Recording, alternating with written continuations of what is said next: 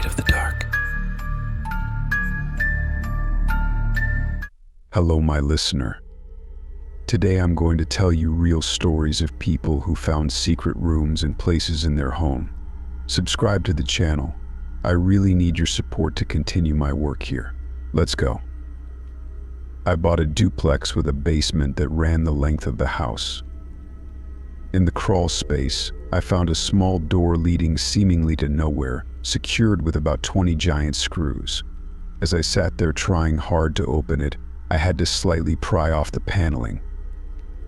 I hammered at it, and it swung open, revealing hinges.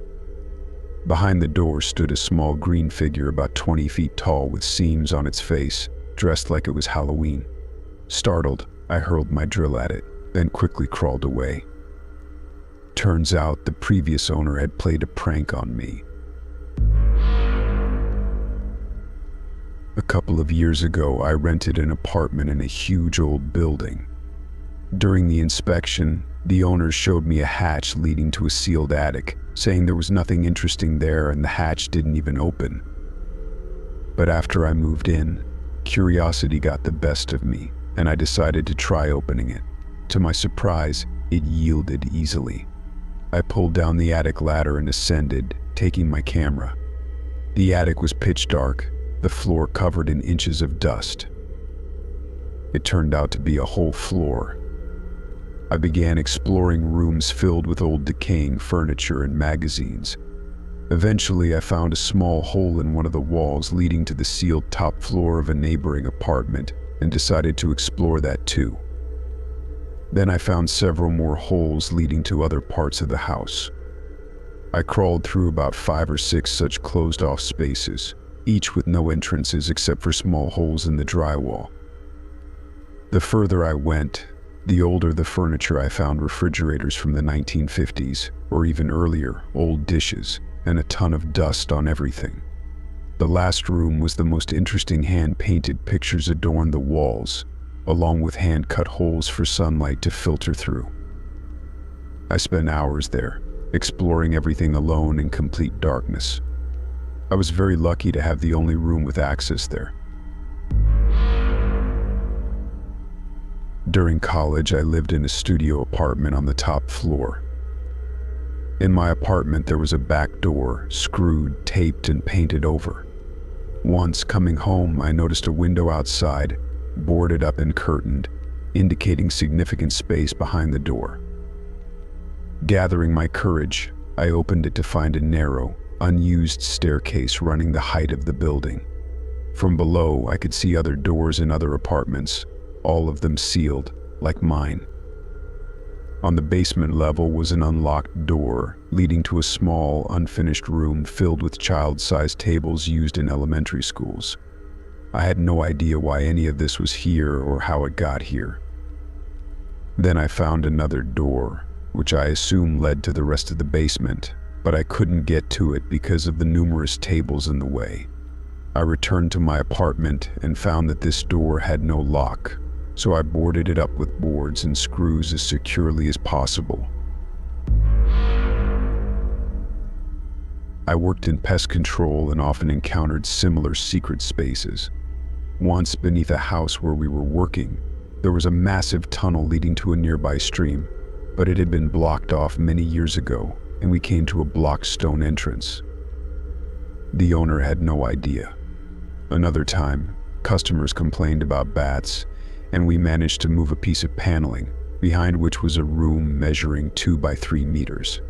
The clients had been living in this house since 1972 and had no idea this room even existed until we found it in 2022. Then we had a house with complaints of noise in the attic. It turned out there was a secret door in the furnace leading to a narrow space between the outer and inner walls of the house. Boards were laid everywhere, and each room had its own crack through which you could observe what was happening in all the rooms of the house. I was told that the former owner was very strange and eccentric. People complained about bats again, and after finding a secret door, we informed the owners. They said they always thought it was a boiler room and other equipment, but when we opened it, It turned out to be a real room of horror, like those found at fairs or in circuses. There were internet cables, cameras, lamps, and a latch on the inside of the door. I've been in all sorts of houses because of rodent or termite problems, and these aren't the craziest things I've had to deal with. Actually, I like this job more than I thought. Back in college in Pittsburgh, my friends and I rented an old mansion built in the early 1920s from an elderly woman. The space was quite old and dilapidated, but the rooms were huge, and the rent was very cheap. About 2 years later, I went to the basement to do laundry and momentarily lost my balance, leaning against one of the walls. The wall bent more than I expected, and upon inspection, I realized it could easily be unhooked. I unhooked it and found an almost empty room with a hole in the center, next to which lay a detached hatch. I didn't know what had happened there, but I decided to explore it further. I called my friends, and we entered the room. Gathering my courage, I approached closer and peered into the hole, illuminating it with a flashlight. It turned out the bottom was 6 meters deep. It was some kind of water cistern or something like that. At the bottom lay a teddy bear. Despite being adults, none of us dared to descend inside and take a closer look, especially considering the detached hatch, which gave the impression that something had burst out. My friends and I concluded that something prohibited had happened here before, and honestly, I'm ready to accept this explanation to avoid nightmares for the rest of my life. My wife and I lived in our house for several years. One day I was standing in the garage and noticed the outline of a door in the wooden ceiling. I grabbed a ladder, climbed up, and opened the door. It was empty. After that, this secret compartment became my secret, which I didn't tell anyone about. Only years later, my adult daughter asked where I hid the Christmas presents, as she had searched the whole house but never found them. Of course, she never found them because she never looked in the garage. Our house was built in 1803 and completed in 1840. There was a hidden space for runaway slaves next to the chimney, about 1 by 2 meters. It was literally a tunnel that could be crawled through from one end of the house to the other. In my mom's childhood home in Germany, there was a secret niche that previous owners used to hide Jewish children. When I was a teenager, the parents of one of my good friends moved into a new house, a magnificent 19th century mansion with an attic window. My friend, of course, chose the attic as his room. When we were moving his things, we noticed a strange spot along the wall that was covered with wallpaper. We cut the wallpaper and found a small space containing several pairs of women's gloves and glasses dating back to the 1920s. There were also many letters, love letters from different men addressed to a multitude of different women who lived in the house. It turned out that it used to be a brothel, and these were letters from old clients to their favorite girls. My sister and I lived in the basement of a rented house.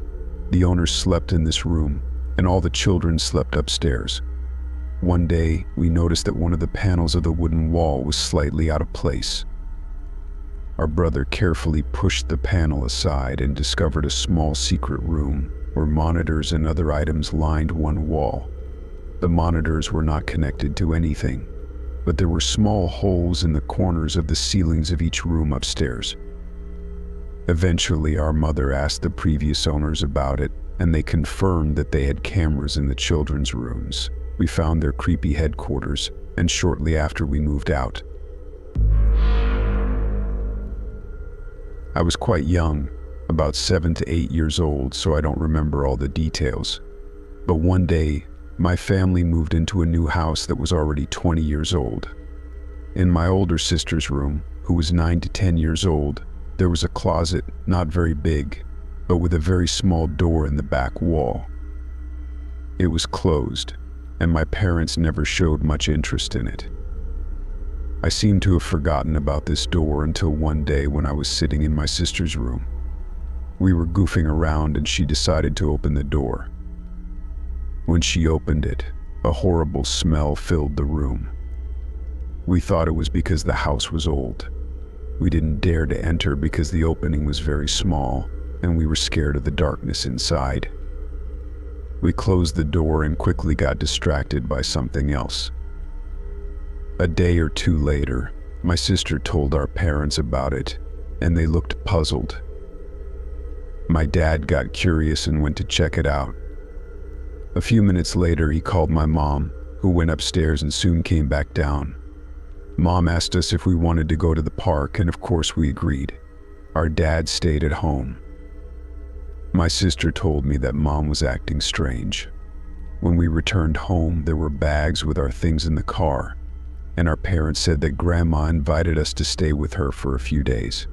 We spent 3 days there, then 4 days, and then a whole week before returning home.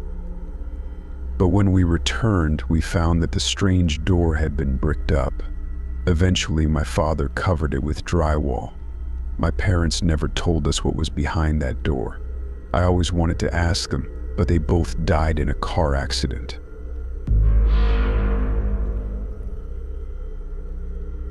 A few years ago, I bought a house built in the 70s. When I moved in, my friend discovered a large attic there, which surprised me because I thought the attic was very small. In the attic, we found signs that someone had lived there, including a blood-stained mattress. There were no windows or lights, only a sheet and a mattress. All this was above my room. After that, I often felt a strange atmosphere in this house, and soon there was an earthquake that partially collapsed my house. I decided to repair the remaining part and build new rooms. The eerie atmosphere disappeared. By the way, when I first bought this house, the previous owner returned and left a note on the table without my knowledge saying good luck in one of the rooms. I found a secret place in my closet when my mom and I were moving to another house. I discovered it so late because for all these years, there was some furniture and things there that I didn't particularly touch. There was a very small hole leading into the room, which I could crawl into, but I lacked the courage. I took a flashlight and illuminated the room. It was empty, but in the center stood a clay jug filled, as I suppose, with water. The air there was cold, as if the central heating didn't even reach this part of the house. I showed this place to my mom, and she said she didn't remember putting any jug there. She found out about this place only when we moved here 8 years ago, and she just didn't have time to deal with it because we were supposed to move soon anyway. This room gave me unpleasant feelings, and to this day, I wonder why it was bricked up and why there was a clay jug with water.